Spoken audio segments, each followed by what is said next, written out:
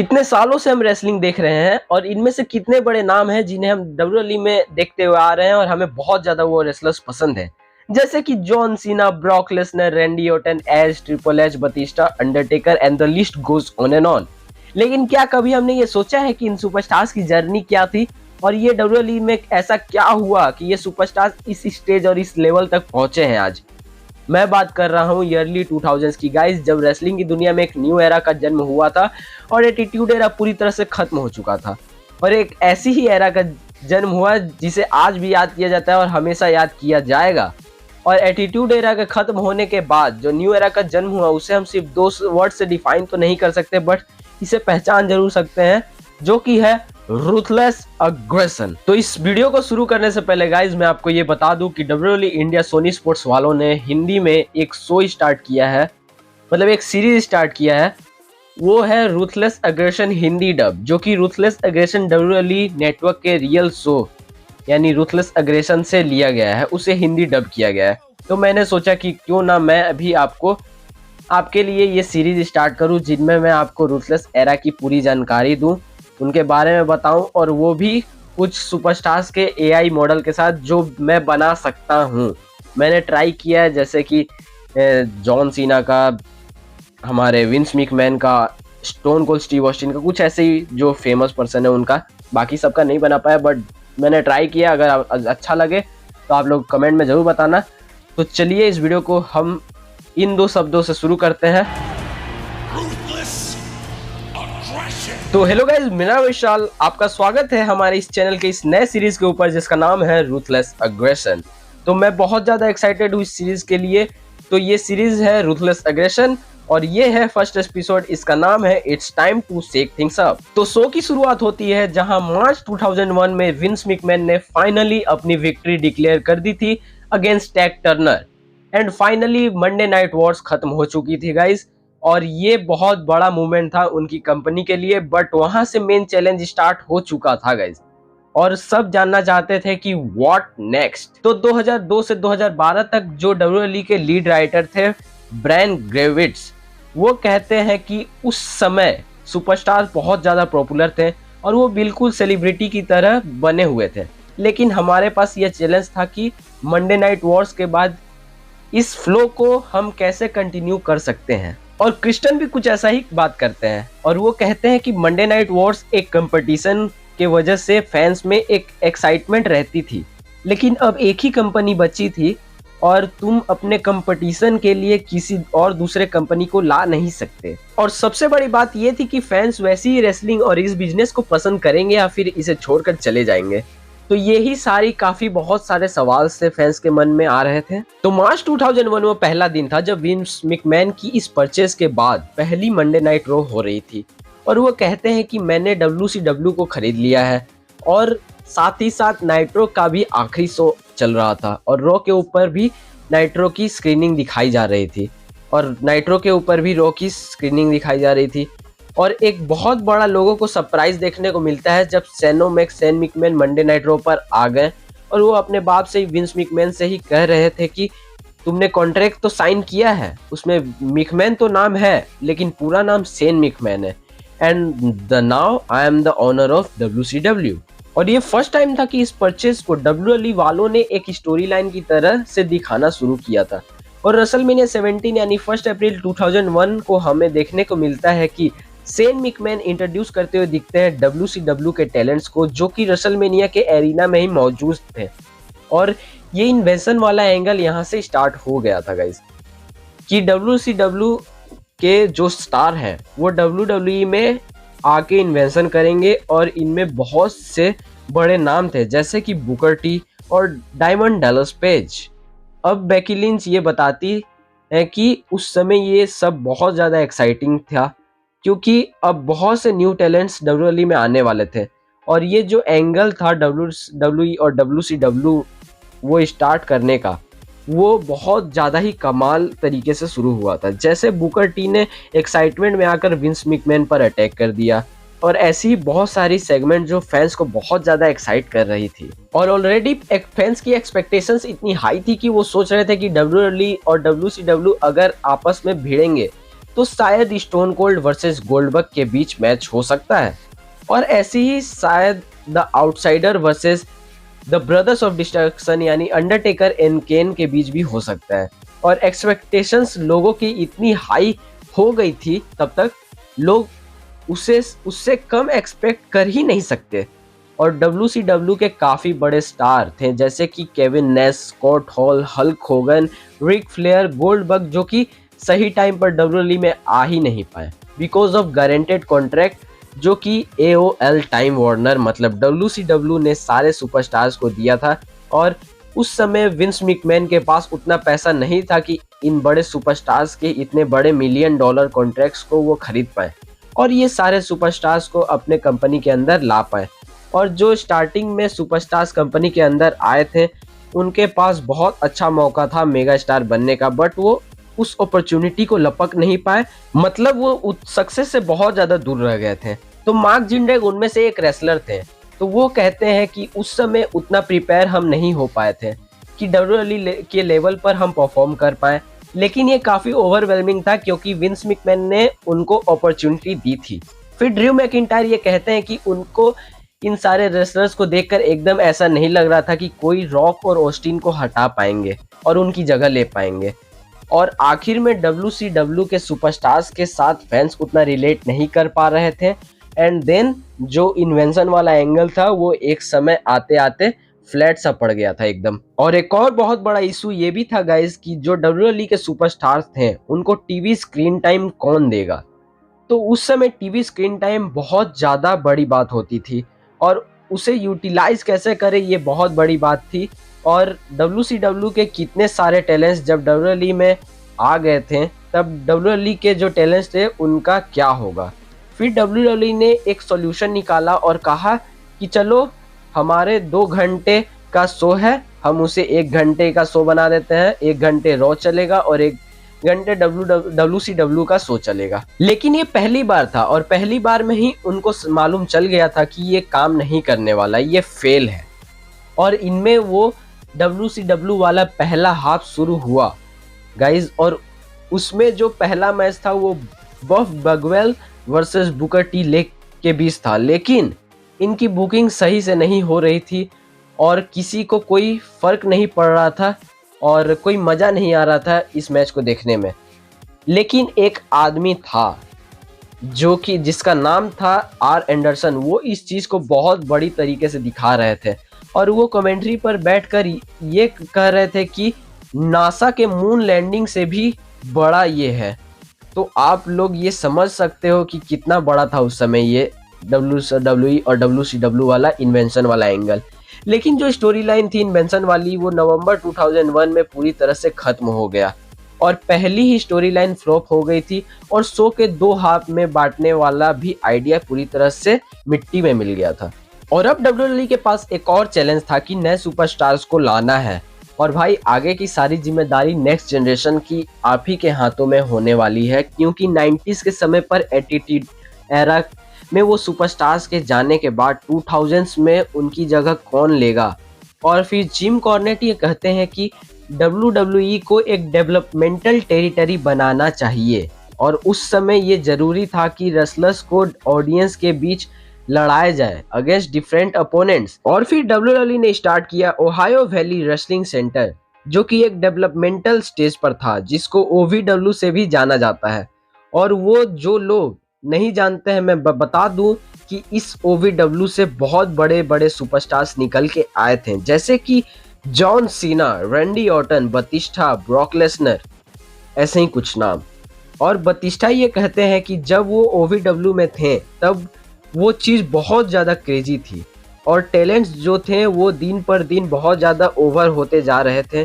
और ये कहते हैं कि इनको लगता था कि ये जो इनके ग्रुप है ये फ्यूचर में WWE का फेस बन सकता है। लेकिन ब्रूस पिचट कहते हैं कि ऐसा भी नहीं था कि हम उन्हें झट से लॉन्च कर दें और वो मेगा स्टार बन जाए। ये होने के लिए अभी WWE को उन टैलेंट्स पर भरोसा दिखाना था जो कि डेवलपमेंटल टेरिटरी में थे। और वहीं WCW के सुपरस्टार्स के कॉन्ट्रैक्ट भी ख़त्म होने लगे थे और वो अब फ्री एजेंट बन चुके थे और धीरे धीरे WWE में आने लगे थे। जिनमें से पहला नाम था the nature boy Ric Flair का, जो कि एक बार फिर से डब्ल्यूडब्ल्यूई में वापसी कर लेते हैं और आ गए थे। वो अपना होम टाउन में बहुत तगड़ा रिटर्न करते हैं और विंस मैकमैन को कहते हैं कि सेन और स्टेफनी ने अपना सारा शेयर बेच दिया है और वो भी मुझे। तो वहां से हमें सबको मिलती है विंस मैकमैन की वो आइकॉनिक मीम वाली चिप, जो कि आज भी हम अपने दोस्तों को व्हाट्सएप में और इंस्टाग्राम में भेजते हैं जब हमें कुछ समझ नहीं आता। और फिर ये काम करने लगी और फिर वर्ल्ड की सबसे बड़ी फैक्शन NWO का वापस से डब्ल्यूडब्ल्यूई के अंदर रिटर्न होता है। और डब्ल्यूडब्ल्यूई में आने के बाद रॉक ने हॉलीवुड होगन को चैलेंज कर दिया और लोगों को उम्मीद थी कि हमें ड्रीम मैचेस देखने को मिलेंगे और ऐसा ही हुआ। रेसलमेनिया 18 में Hulk Hogan versus the rock का मैच हुआ और WCW के सुपरस्टार्स फिर से ओवर होने लगे थे। बट डब्ल्यूडब्ल्यूई के जो सुपरस्टार्स थे जैसे ट्रिपल एच, उनको नॉर्मल मैच ही लड़ाया जा रहा था। जैसे कि रेसलमेनिया 18 में WCW के एक सुपरस्टार्स को उनसे हरवाया गया और हमारे ट्रिपल एच को न्यू अनडिस्प्यूटेड वर्ल्ड चैंपियन भी बनाया गया। और फिर मिक फॉली कहते हैं कि ट्रिपल एच और अंडरटेकर जैसे लोग कितने इम्पोर्टेंट होते हैं कंपनी के लिए जब वो एक ट्रांजिशन से गुजरते हैं।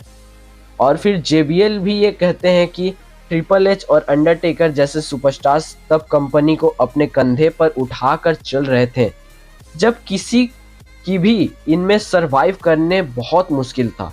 और कर्ट एंगल जैसे सुपरस्टार्स भी अपने आप को उस समय स्टेब्लिश कर लिए थे और बेहतरीन सुपरस्टार बन चुके थे और सारे लोग काफ़ी तारीफ कर रहे थे एटीट्यूड एरा की। बट WWE को उस बड़े ट्रांजिशन से निकलकर संभलना था और उस समय WWE ने बेमतलब का फोर्स वाला एजी कंटेंट दिखाई जा रही थी और वो काम भी नहीं कर रहा था क्योंकि वो नेचुरल भी नहीं था। और वैसे ही सारे फालतू से कंटेंट जैसे William Regal kissing Vince McMahon S bra and pantry matches, लेकिन ये काम एकदम से नहीं कर रहा था। बेमतलब का थोपा जा रहा था, एजी कंटेंट लग रहा था और फैंस बेस भी नीचे गिरते हुए जा रहा था। और उस समय WWE का बहुत बड़ा रोस्टर भी था और ये एक बहुत बड़ा प्रॉब्लम भी था WWE को। और उस समय विंस मैकमैन ने एक बहुत बड़ा डिसीजन लिया जो कि कंपनी के लिए बहुत बड़ी बात थी, and that was a brand split. यानी आधा रोस्टर मंडे नाइट रो पर होने वाला था और आधा फ्राइडे नाइट स्मैकडाउन पर। और फिर मीज कहते हैं कि उन्हें ये बहुत ज़्यादा पसंद आया कि जब तुम्हारे पास कोई कंपटीशन नहीं है तब क्यों ना तुम अपने कंपनी के अंदर ही एक कंपटीशन बिल्ड कर दो। और ये एक फ्यूचर इन्वेस्टमेंट थी जो कि आगे जाकर अच्छे रिजल्ट दे सकती थी। तो मार्च 2002 में 25 मार्च को गाइज हमें फर्स्ट एवर ड्राफ्ट इन WWE देखने को मिला और यहाँ एक दो सुपरस्टार्स के अलावा ब्रूस पिचर्ड कहते हैं कि हमें कुछ नहीं पता था कि क्या होने वाला है। और रिक फ्लेयर जो कि पार्टनर बन गए थे विंस मैकमैन के, वो रो की तरफ से ड्राफ्ट पिक कर रहे थे और विंस मैकमैन स्मैकडाउन की तरफ से पिक कर रहे थे। और सबसे पहली पिक रिक फ्लेयर जो करते हैं वो थी बाबा रे डडली की, एंड द विंस मैकमैन जो पिक करते हैं वो थे डिवॉन डडली की। और सारे लोकर रूम में परेशानी की लहर गूंज उठी थी। इन्हें क्यों स्प्लिट किया जा रहा है, ऐसा क्यों हुआ, ये बहुत ही कमाल की टैग टीम है वर्ल्ड की, लेकिन इन्हें क्यों स्प्लिट किया जा रहा है, ऐसी परेशानी WWE के बैकस्टेज पूरी लॉकर रूम में चलने लगी थी। एंड देन बाबा रे डडली कहते हैं कि ये स्प्लिट सही था क्योंकि Vince McMahon want to shake the things up. और विंस मैकमैन ये चाहते थे कि अगर ये बैकस्टेज ऐसा मूड रहा तो सब कंपटीशन पर ध्यान देंगे। बट बहुत से सुपरस्टार्स ऐसे थे कि वो पसंद नहीं कर रहे थे, जैसे कि मैट हार्डी और लीटा, क्योंकि उस समय मैट हार्डी और लीटा रियल में एक दूसरे को डेट कर रहे थे। और केविन ओवेंस कहते हैं कि कॉन्सेप्ट अच्छा लग रहा था, पता नहीं था कि कैसा होने वाला है, लेकिन ड्राफ्ट जो थी उस समय पर 50-50 सिचुएशन की थी किसी को पसंद आ रही थी और किसी को नहीं। लेकिन ड्राफ्ट के बाद सबको एक शॉकर मिलता है जब रॉक ने तय कर लिया हॉलीवुड में जाने का, और ये डब्ल्यूडब्ल्यूई का सबसे बड़ी प्रॉब्लम में से एक थी। एंड जब स्कॉर्पियन किंग मूवी जब आई रॉक की 2001 में, उसने उस समय अप्रैल के मंथ में वर्ल्ड की सबसे बड़ी ओपनिंग की थी, और अब यहाँ से रॉक को डब्ल्यूडब्ल्यूई में टाइम कम हो गया था और लोग समझ गए थे कि रॉक अब बहुत कम आने वाला है, उनके पास टाइम भी बहुत ज़्यादा लिमिटेड था। एंड देन एडम कोल कहते हैं कि मैंने बचपन से रॉक को रिलीजियसली फॉलो किया था। मैं बहुत ज़्यादा वरीड था कि इस बंदे के जाने के बाद मैं डब्ल्यूडब्ल्यूई को कैसे देखूंगा, और ये डब्ल्यूडब्ल्यूई किस तरह से अब बड़ी प्रॉब्लम बन चुकी थी ये डब्ल्यूडब्ल्यूई के अंदर। लेकिन उससे भी बड़ी एक मेजर हिट लगी डब्ल्यूडब्ल्यूई को जब स्टोन कोल्ड स्टीव ऑस्टिन ने भी डिसाइड कर लिया कि they walk out, and stone cold Steve Austin ने अपनी क्रिएटिव बुकिंग से खुश नहीं रहकर, और एक इंटरव्यू में भी स्टोन कोल्ड स्टीव ऑस्टिन ने कहा कि रॉ की क्रिएटिव बुकिंग से वो एब्सोल्युटली सक्स, और अब उन्होंने डब्ल्यूडब्ल्यूई के आइडिया पसंद नहीं आ रहे थे। At time I was very frustrated. I was drinking too much and I thought there was nothing there. And now Austin कहते हैं कि उस समय मैं बहुत ज़्यादा फ्रस्ट्रेटेड था और बहुत ज़्यादा ड्रिंक भी कर रहा था, एंड मुझे लग रहा था कि the end is now near. और उस समय पर डब्ल्यूडब्ल्यूई जो डेवलपमेंटल टेरिटरी चला रही थी, उसमें से एक सुपरस्टार बाहर निकल कर आया था whose name was Brock Lesnar, और इस बंदे ने बड़ी आसानी से रिकिसी पर F5 लगाया जैसे कि किसी बंदे के लिए बाएं हाथ का खेल हो। और यही डब्ल्यूडब्ल्यूई के क्रिएटिव टीम को एक आइडिया आया और सोचा कि क्यों ना ऑस्टिन के लिए हम ऑस्टिन वर्सेस लेसनर का एक मैच कर दिया जाए। और विंस मैकमैन ने सोचा और फाइनली एग्री कर दिया इस मैच को लेकर, एंड आखिरी में डिसीजन लिया गया कि इनका मैच तो होगा लेकिन वो नॉर्मल सा मैच होगा जो कि किंग ऑफ द रिंग का क्वालिफायर मैच होगा। यहाँ पर इसका मतलब था कि सिर्फ जो भी करना था वो नॉर्मल मैच में ही करना था, और ना ही बल्कि एक मैच था, बल्कि लेसनर को ये मैच जीतना भी था। And then Jim Ross called me and said, "There's Brock Lesnar with the match with him, and when you come to fight, then you have to lose to him." And then I said that I'm the biggest star of your company, and you want me to lose to the boy and then to the qualifying match of King of the Ring. And then I also said that I did not mind losing, but this decision was not right for business.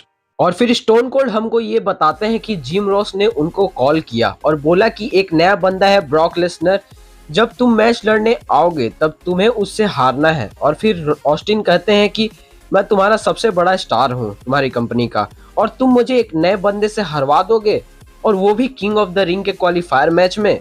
और Austin ये भी कहते हैं कि मुझे हारने से कोई फर्क नहीं पड़ता, बट ये बिजनेस के लिए सही नहीं था। I told Jim Ross 4 times, asked repeatedly, if you're right, I'm going to do this, and if you're going to do this, and I will not come on the show. Goodbye.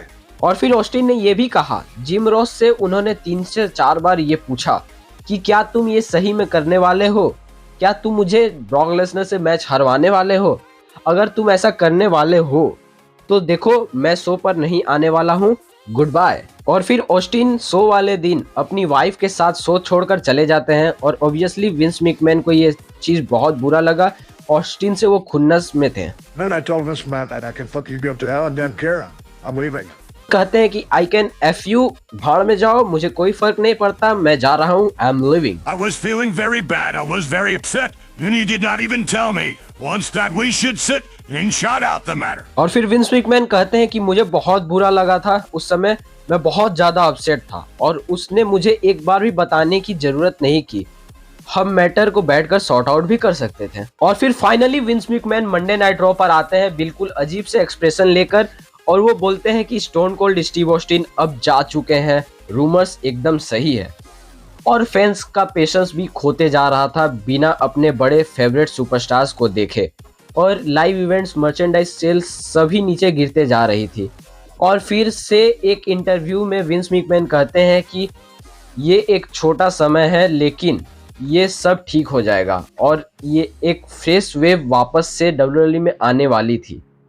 और Vince McMahon ने एक कमाल का idea निकाला और फिर से company को री इमेजिन करने लगे, जैसे कि WCW के आने के समय एटीट्यूड एरा की शुरुआत हुई थी, वैसे ही एक नए री इमेजिन के साथ विंस मैकमैन ने किया और एक नया ट्रेंड चलाया जो कि था गेट द एफ आउट। इसका सीधा मतलब था कि WWF यानी वर्ल्ड रेसलिंग फेडरेशन में से एफ हटाओ यानी फेडरेशन हटाओ और WWE लाओ, जो कि WWE यानी वर्ल्ड रेसलिंग एंटरटेनमेंट था और अभी भी है। और इसे कंपनी पूरी तरह से चेंज हो गई और न्यू नेम न्यू लोगो सब नया हो गया और इससे WWE को बहुत ज़्यादा फायदा हुआ कि दोनों ही ब्रांड्स के रोस्टर के बीच कंपटीशन बढ़ गया रेटिंग, व्यूअरशिप, टिकट सेल्स के मामले में, जिससे सुपरस्टार्स के बीच भी एक कंपटीशन बढ़ गया जो भी ब्रांड में है उस पर हमें अपना पूरा 100% देना है। और वहीं क्रिस्टन कहते हैं कि मुझे याद है कि उस समय स्मैकडाउन को प्री शो बोला जाता था और स्मैकडाउन बहुत अच्छी कर रही थी as compare to Monday Night Raw. इससे पता चलता था कि उस समय रेसलर्स में कितना जोश था अपने ब्रांड्स को आगे ले जाने के लिए और दोनों ही ब्रांड्स में WCW के टाइम जैसे ही कंपटीशन बढ़ गया था और इससे फ़ायदा ये था कि बाकी सुपरस्टार्स को स्क्रीन टाइम भी मिल रहा था और वो अपने स्किल्स को दिखा भी पा रहे थे। बट अभी भी एक सवाल सबके मन में था कि रॉक और ऑस्टिन के बजाने के बाद, कंपनी छोड़ने के बाद, अब कंपनी को लीड कौन करेगा, कौन होगा इसका next face. And then 24 October 2002 Monday Night Raw पर विंस मैकमैन आते हैं और सारे सुपरस्टार्स ने उन्हें घेर रखा था और विंस मैकमैन कहते हैं कि मेरे पास बहुत सी क्वालिटीज हैं बट उनमें से एक सबसे बेस्ट क्वालिटी है और वो है रूथलेस अग्रेशन। और वो समय था जब विंस मैकमैन ने सबको एक खुली अपॉर्चुनिटी, एक स्टेज दे दी थी कि अगर तुम में वो बात है तो यू कैन स्टेप अप, अगर नहीं है यू कैन स्टेप आउट, अगर है तो वेलकम है, आ जाओ, नंबर 1 बन जाओ और दिखाओ अपना ruthless aggression. And then Vince McMahon के उस आइकॉनिक सेगमेंट के 3 दिन बाद फ्राइडे नाइट स्मैकडाउन पर WWE के mega star Olympic gold medalist Kurt Angle आते हैं और एक ओपन चैलेंज थ्रो करते हैं and the name from OVW challenge him. और लोग कह रहे थे कि भाई ये कौन सा जोबर उठा कर ले आए हैं and his name is John Cena. And then Cena ring में आते हैं और फिर कर्ट एंगल कहते हैं कि चलो बच्चे तुम एक क्वालिटी अपनी मुझे बताओ जिस वजह से मैं तुमसे एक मैच रसल करूं। एंड सीना आंसर देते हैं और कहते हैं रूथलेस अग्रेशन और वो पंच करते हैं कर्ट एंगल को और यहीं पर जो एपिसोड है वो खत्म हो जाता है। और इससे ये पता चलता है गाइस कि WWE को रूथलेस एरा की क्या ज़रूरत थी, क्या नीड्स थी और फ्यूचर्स को कैसे सिक्योर करना था WWE को। तो इस एपिसोड 1 की शुरुआत तो बहुत धांसूदार थी और नेक्स्ट एपिसोड पूरी तरह से जॉन सीना पर फोकस रहने वाला है। Make sure to like, share, and subscribe. Don't forget to come in the next video because the next video is going to be only on my entry. तो मिलते हैं नेक्स्ट वीडियो में, तब तक के लिए जय हिंद, जय भारत।